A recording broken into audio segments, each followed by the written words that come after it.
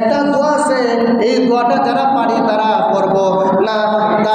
যদি আমরা পারি না, আমরা কিছু সময় আমরা অপেক্ষা করব।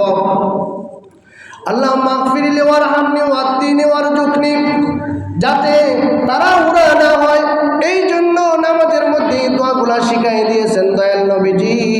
এই জন্য আমরা রুকু সিজদাগুলা আমরা তাড়াহুড়া করব না। যারা তাড়াহুড়া করে এরা হলো নামাজ চুরি করে। আর যারা এমনভাবে তাড়াহুড়া করে নামাজ আদায় করবে, আল্লাহ পাক রব্বুল আলামিন ওই সমস্ত নামাজ দ্বারা কখনো তারা ফায়দা হাসিল করতে পারবে না। এই নামাজ দ্বারা কখনো তারা দুনিয়ার ঝামেলা থেকে ফারিগ হতে পারবে না।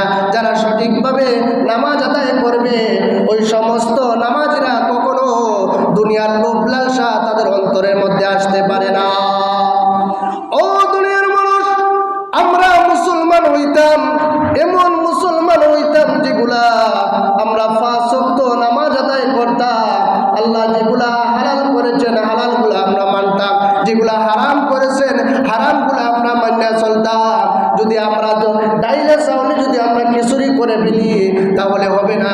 আমরা যেটা হালাল হালালের মধ্যে রাখতে হবে, যেটা হারাম হারামের মধ্যে রাখতে হবে। তাছাড়া যদি আমরা হারাম খেয়ে যদি আল্লাহর ইবাদত করি, আল্লাহ পাক রব্বুল আলামিন ওই সমস্ত হারাম খাইয়া যারা ইবাদত করবে, আল্লাহ পাক রব্বুল আলামিনের দরবারে কবুল হবে না। তাহলে মরার আগ পর্যন্ত তোমরা এইভাবে যদি নামাজ আদায় করো,